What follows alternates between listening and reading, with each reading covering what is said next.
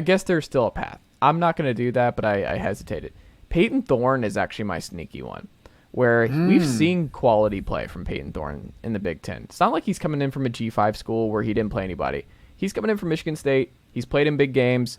Like, I think that was a sneaky big get for Auburn, but I was listening to Nathan King on 247 on with Bud Elliott for Summer School, the Cover 3 podcast. I don't know if you listened to that this week, but something that Nathan pointed out is that I don't think any Auburn quarterback has ever ended up being the starting quarterback when they miss spring ball.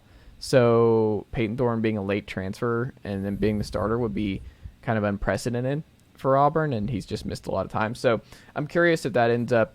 Was Cam Newton, was he around for spring? I think the last time it happened was Nick Marshall, apparently. Okay. And in that case, it worked out pretty well because Nick Marshall went to a national title game, which is kind of wild. UGA legend Nick Marshall. So that's a big part of it for me. I think Payton Thorne, I'm just going to do it. I think Payton Thorne is actually, with the Hugh Freeze offense, with how much help they got in the portal, like they got both their tackles from Tulsa. I think their offensive line will be a lot better this year than what we saw last year. The upgrade from Robbie Ashford, who was like completing less than 50% of his passes last year. I mean, I think Payton Thorne is just going to be a quality, really good. Like, everyone wants to say Devin Leary, and it's like Liam Cohen's back and blah, blah, blah. He can't stay healthy, one. And two, like, we're overblowing what Will Levis was 2 years ago. Like, Kentucky's offense wasn't blowing the doors off people with Liam Cohen. It still Stoops' blueprint all over it. They were 39th in passing. Like, it wasn't like this was just a Heisman-type year for Will Levis, and they're going to put Devin Leary in a position to be one of the premier quarterbacks. He's going to be kind of a game. There's still, the identity is still Stoopsian with Kentucky. So that's not my pick. And I just can't do it with Joe Milton. I'm not putting I just can't. I'm not there. So when I go there, Payton Thorne, Hugh Freeze, it just doesn't matter. Malik Willis, whoever it is, he finds a way. Caden Salter coming in there last year, their offense was still good. It just feels like Hugh Freeze is one of those guys and one of those coaches, and we've seen it in the SEC, where they're going to have playmakers. They did well in the portal. Jarquez Hunter is a really good running back, sneaky, underrated, really good running back in this conference. I think their offense is going to be sneaky good, and I think Payton Thorne is actually going to have a really good year, maybe the best statistical year of any of the new faces in the conference.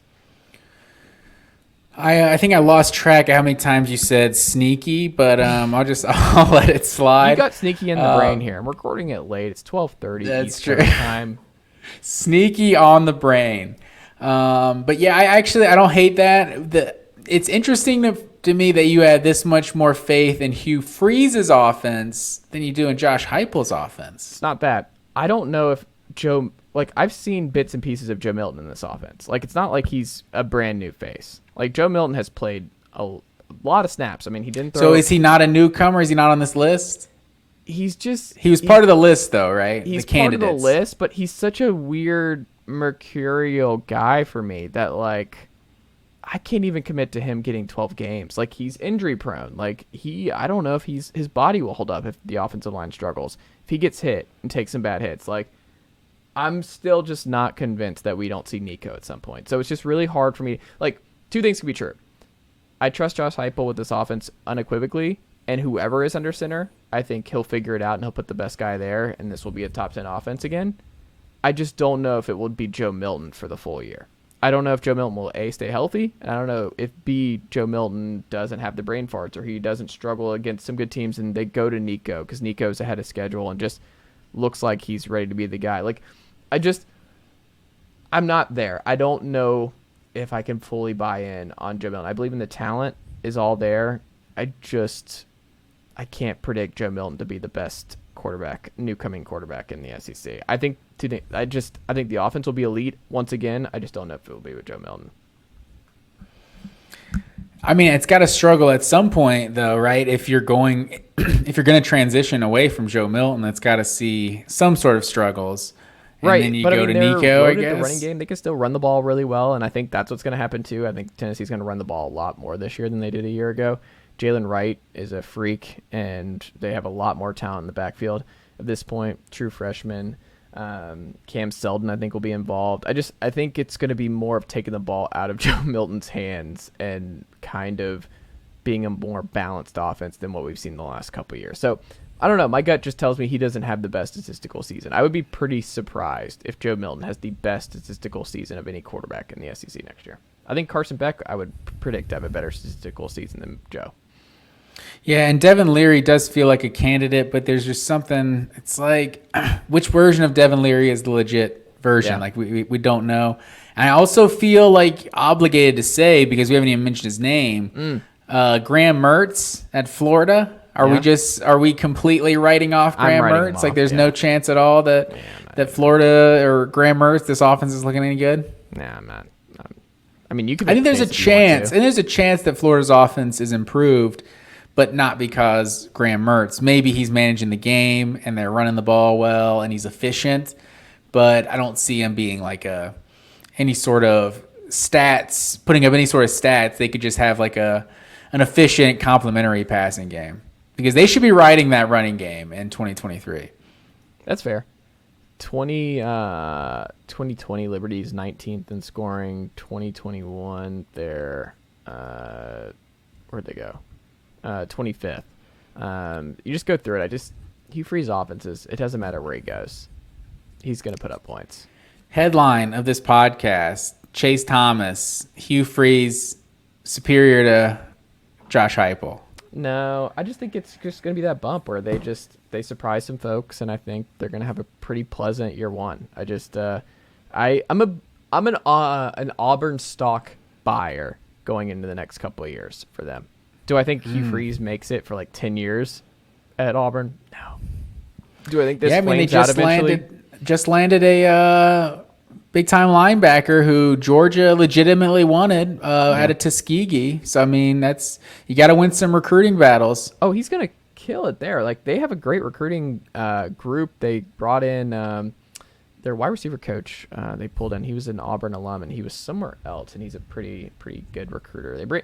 He has a very strong staff. Able to keep Cadillac was huge from a year ago. No, his staff is strong all across the board. So I'm not worried about Auburn recruiting at this point. And they got good AD bringing him in, Cohen from Mississippi State. Now, Auburn feels relatively stable, and they're in a talent-rich area, and they should be one of the 10 to 15 best football programs in the country year over year. Like, there's really no excuse. They're one of those programs where, like Florida, they walk into a top 5 class. They were awful last year, and it doesn't matter. Kids want to go to Florida. They're right there. Many talented kids live right there. That's true, but I don't think that gives Billy Napier enough credit for the job he's doing. They got recruiting, because Florida's got a lot of competition. They got a lot of competition in the state of Florida too, and Alabama. A lot of those guys are going to Alabama and Georgia and Clemson and Ohio State. But kids want to go to Florida. It's a cool school. It's close to home. Kids want a reason to go to Florida and Florida State and Miami. They want to stay close to home. No, that's true. I mean, that's definitely an advantage they have. But they're landing some dudes out of Georgia this class too. Yeah. Florida is, but I think Auburn is just, they're an interesting one. It's funny how some hires just fit. Mm-hmm. Like, we all were thinking they should have hired Hugh Freeze back in 2020? Yeah. Whenever they hired Harsin. Yeah. It was like, he just fit. Like, we just do it. Yeah. And they had to go down the wrong road, but it led back to Hugh Freeze. You can also just make the case that they should just wrote it out with Gus Malzahn. Like, dude can still coach. Like, just ride it out. Like, Gus, still top 10 coach in the sport, doing good stuff. You throw around this top 10 coach thing way too much. Gus Malzahn's not top 30. What? No, we got to make a list, but I don't. He's not top 20. 18-9 at UCF since he got there. He's 94-47. What was UCF doing before he got there? They're winning 10 games every year. Twice. He's won the Sun Belt. He's won the West twice. He's been to the national title. But when I think about, he was the OC when they won a national title. What does the guy do? When I think about a good coach, it's a guy who's like, teams are at least like, you know what you're getting every year. Like, even like a Kirk Ferentz who's like so flawed offensively. Clearly there's something Kirk Ferentz is doing, producing big old offensive linemen, tight ends, and having solid defensive play. Like, Auburn is just one of those teams under Gus Malzahn. You had no idea what you're getting year in, year out. Like, the offense was kind of gimmicky. Like, every quarterback just got worse and worse the longer they were in the system. Like, he wasn't like the worst coach ever, but I think you're just like tired of that experience. Like, and a lot of it, is having to go against Nick Saban and Kirby Smart. It's like, it's not easy at all. But, I think Gus Malzahn, they had enough. Like, he had time. Like, he had 7-8 years there. Like, it's not like they gave him a quick exit or anything. Honestly, he was probably close to getting fired before that run in 2017 when he beat Georgia and Alabama back to back, and he got the extension and everything. He almost went 3 for 3 without if a Kerryon Johnson injury doesn't happen. Like, do they go 3 for 3 and beat Bama, Georgia, Bama, Georgia over the course of a month? Kerryon Johnson's shoulders the reason they lost 28-7. Get out of here. That was a big loss. Kerryon Johnson. No, he was. He was, I think, the SEC Offensive Player of the Year that year. I was going to say, you're discounting how good Kerryon Johnson was. Like, them losing Kerryon in that game, that was huge. No, for sure. He was dynamic, without a doubt. But, Georgia. Throw them a bone. Things are good. Throw Auburn a bone. They were the best team in the conference that year. Hey, I was actually watching that game. It came on SEC Network recently, and that was a monumental game. Yeah. The DeAndre Swift. Did you just catch a fly? Exclamation point. Yeah, and fly just flew right in my face. That's a good one for the YouTube folks. YouTube.com/Jason. Well, Matt Green, that is all I've got. That was a fun exercise. What did you think? It was good. I had a very loyal listener of the show ask me how he could watch this show on YouTube, and I didn't know what to tell him. Chase Thomas, what do I tell him? YouTube.com/Chase Thomas Podcast. Over 1,001 subs. Doing really well on the YouTube page. Just go to youtube.com/Chase Thomas Podcast. Even just type it in Chase Thomas Podcast on YouTube. That easy.